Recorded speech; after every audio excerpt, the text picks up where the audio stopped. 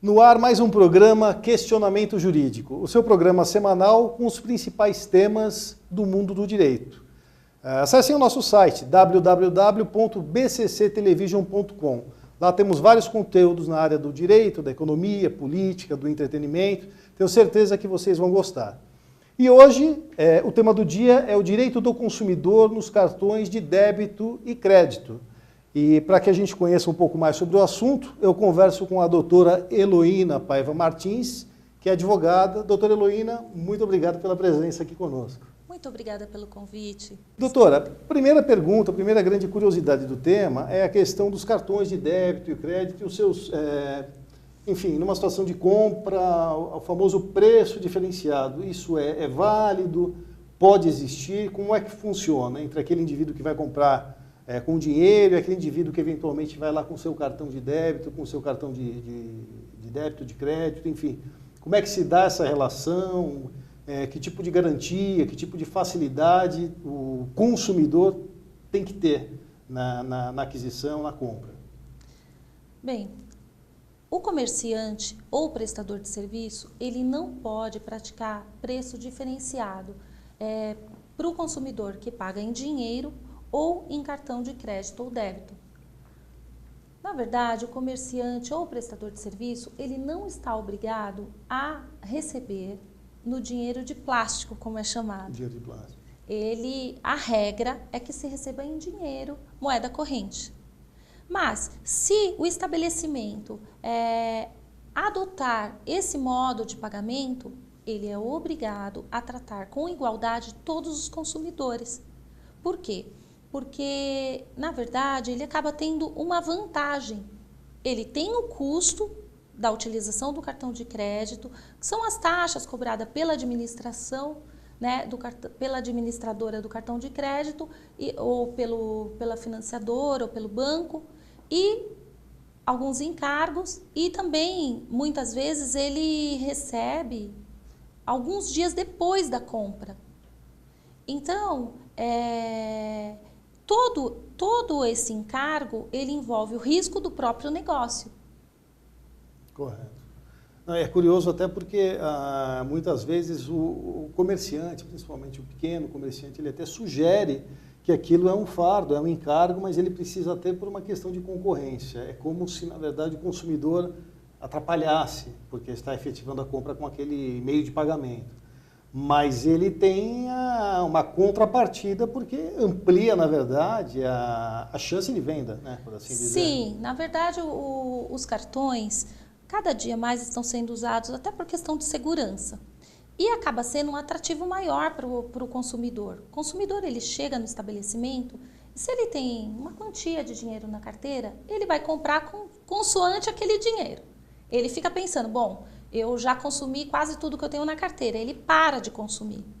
Agora, se ele está com cartão de crédito ou débito e ainda vem um vendedor daqueles bem-falantes e diz, olha, você vai levar esse produto, é o último que eu tenho, eu vou parcelar em 10 vezes, você nem vai sentir. Ele vai comprar.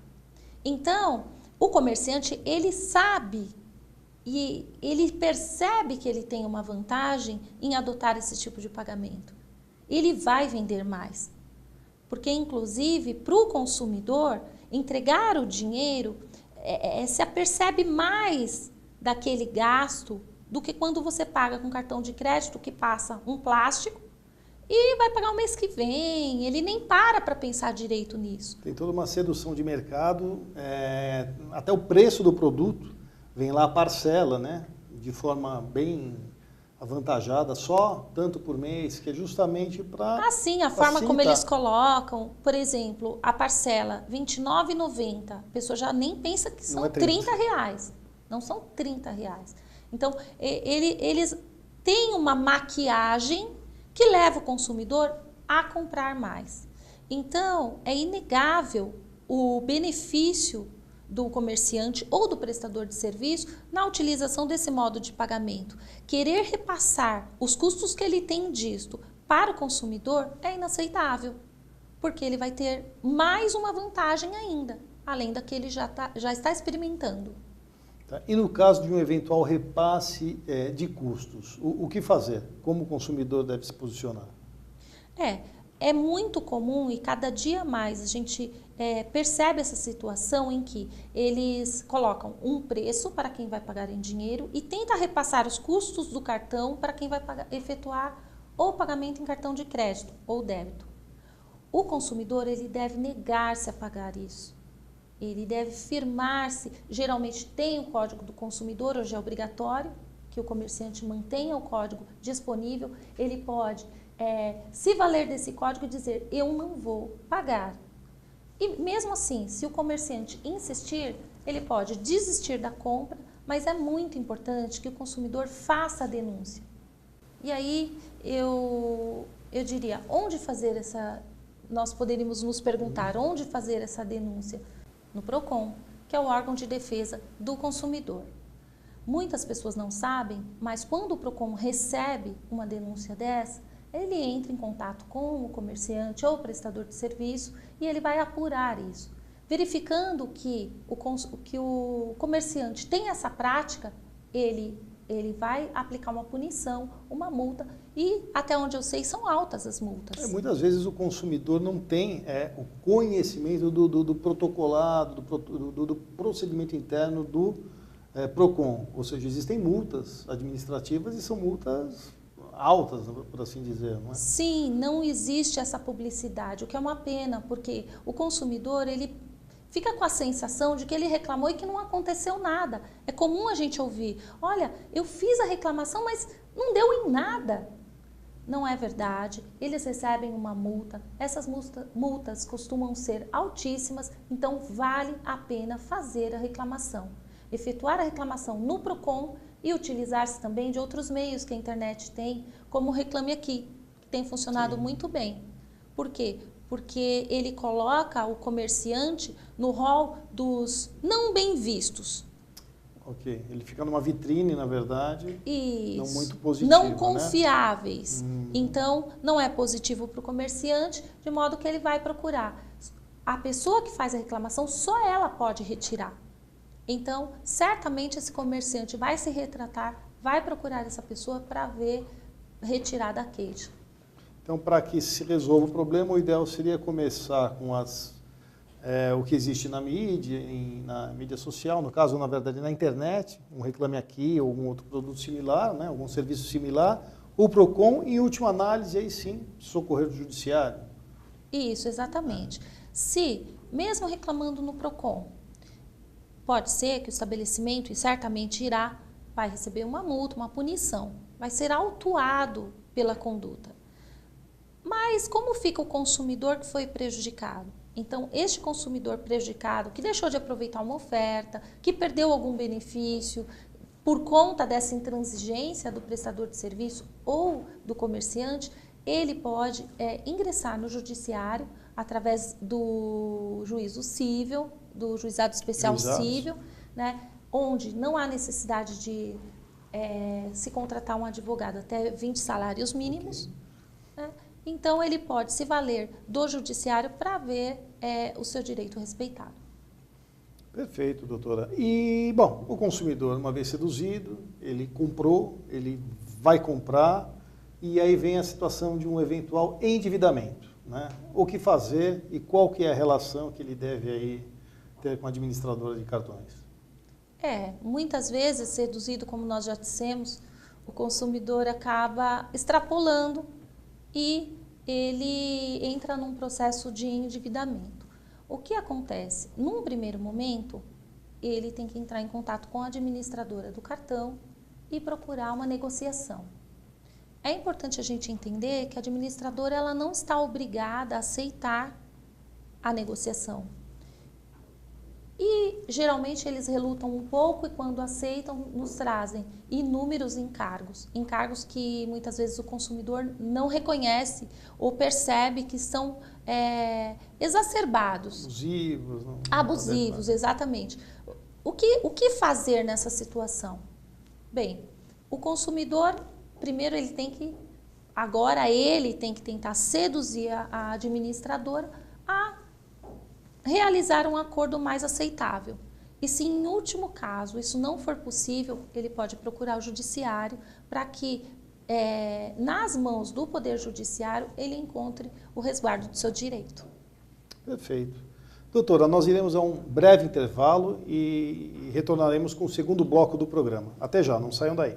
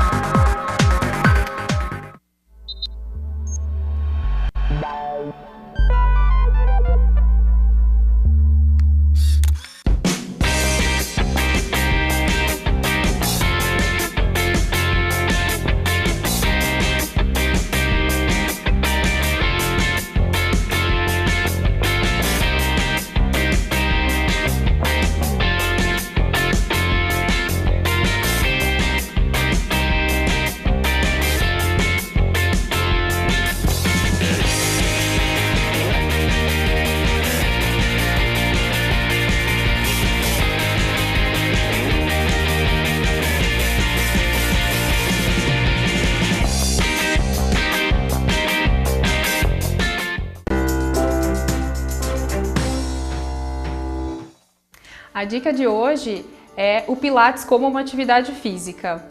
O Pilates ele pode sim ser considerado como uma atividade física, não apenas como uma reabilitação. No Pilates a gente tem exercícios intensos, porém que não prejudicam e não vão te trazer malefícios, como às vezes a gente acaba vendo em treinamento físico de musculação. Então, no Pilates a gente trabalha com uma fluidez diferente, com uma carga diferente e com sempre postura, alinhamento associado, sem prejudicar o organismo.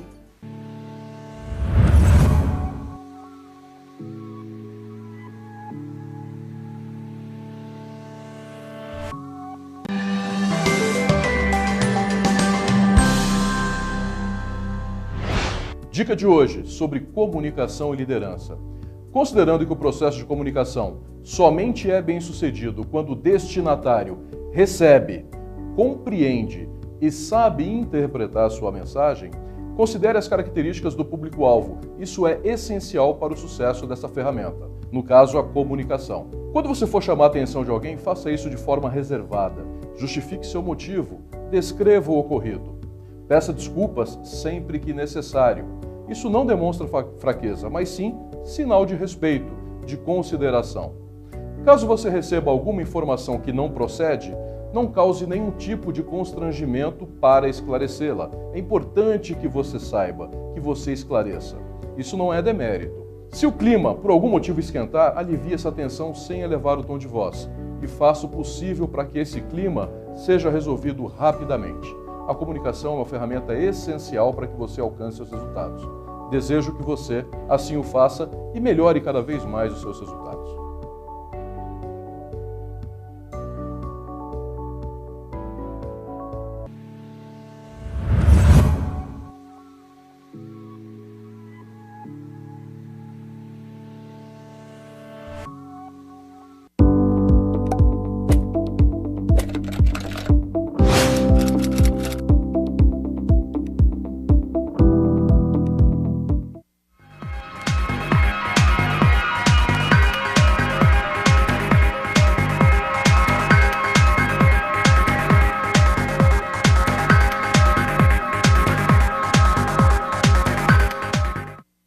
Com o segundo bloco do programa Questionamento Jurídico, hoje com a advogada doutora Heloína Paiva Martins.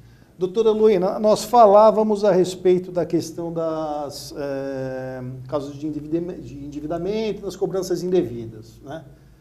Até onde pode, na verdade, a cobrança por parte da administradora, enfim, como é que essa relação deve ocorrer? Porque é natural.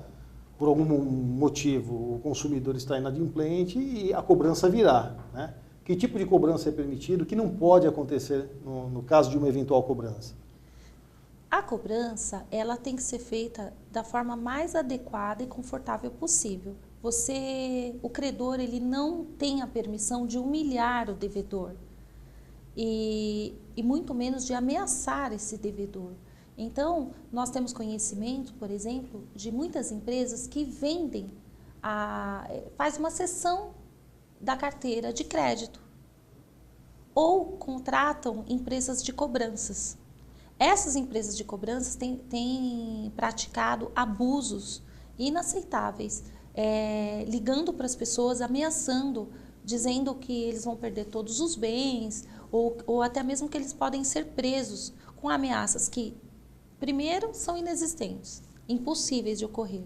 E segundo que, às vezes até plausíveis, existentes, mas que são indevidas porque você não deve coagir, né? Ou com ameaças ou humilhar o consumidor. O consumidor que se vê nessa situação, ele deve procurar,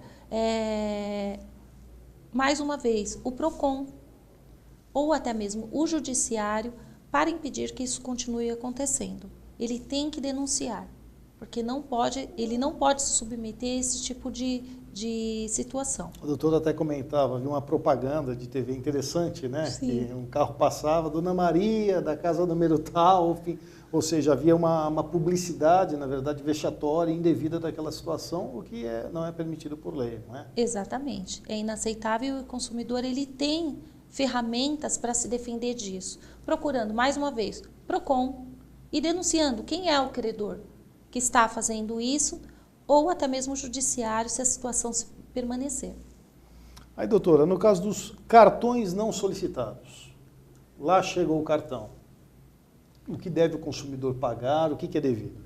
De repente, estou em casa e vem o correio e me traz um presente, um brinde, cartão de crédito. É um brinde.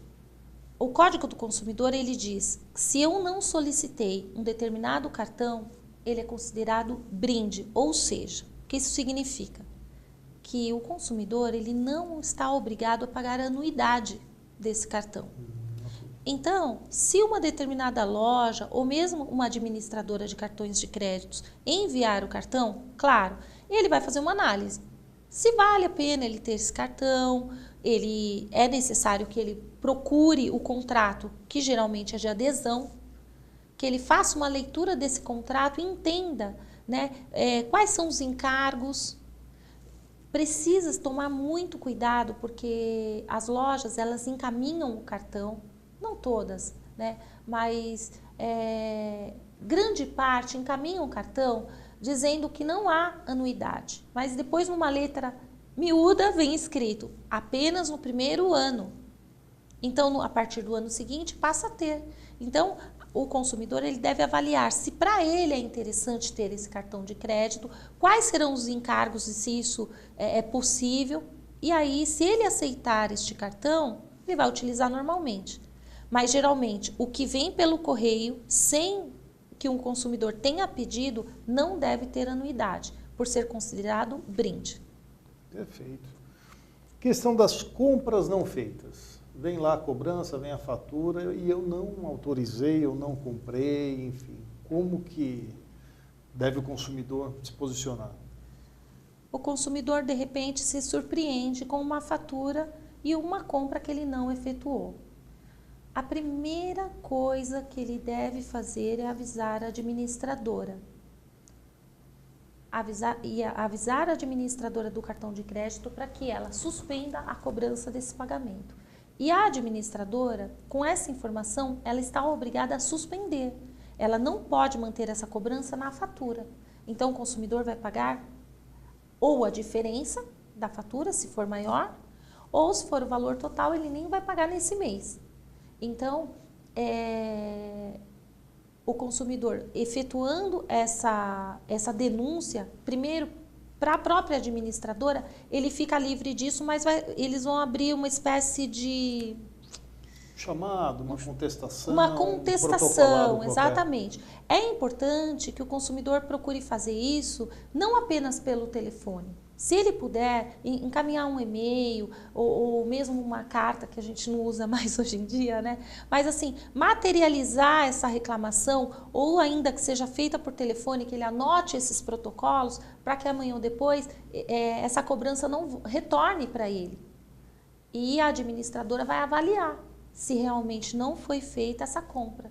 Se foi feita, o valor vai vir na próxima fatura com os encargos. E é muito importante, então, que ele materialize essa reclamação. Sim. Porque, até para que sirva como prova que ele teve uma postura ativa, né, em relação a esse fato. Eu até, aproveitando o gancho, no caso de roubo, a perda do cartão, como é que funciona? É a mesma prática, deve o consumidor de plano, porque às vezes ele até esquece que perdeu o cartão. Tem outros, né? Às vezes tem 1, 2, 3 cartões. Como fica essa relação? Tão logo ele perceba, né, no caso de perda, tão logo ele perceba que houve o extravio, ele precisa avisar não só a administradora, mas assim, até eu diria, primeiramente a administradora, para que eles bloqueiem esse cartão, para que não haja possibilidade de uso. Porque por mais que a gente se assegure com a senha, nas compras pela internet você não utiliza a senha. Você usa aquele código que tem no verso do cartão. Então, você consegue fazer uma compra só com esse código. Então, ele precisa efetuar o bloqueio desse cartão junto à operadora. E, nos casos de roubo ou furto, é necessário que se vá até uma delegacia. Eu acredito até que se possa fazer também pela internet. E exija a lavratura de um boletim de ocorrência para resguardar direitos. Porque aí, então, tudo que foi utilizado depois desse momento, a pessoa não vai ter obrigação de pagar. Perfeito. E no caso de cartões de bandeiras menores, cartões de loja, que eventualmente dê desconto ao consumidor, algum perigo, alguma cautela que o consumidor deva tomar na aquisição de um eventual cartão desses? Quando supermercados, às vezes de bairro, oferecem o cartão de crédito próprio deles, né, de uma financiadora da qual eles trabalham, e eles oferecem. Tem os mesmos riscos dos cartões de crédito das operadoras grandes.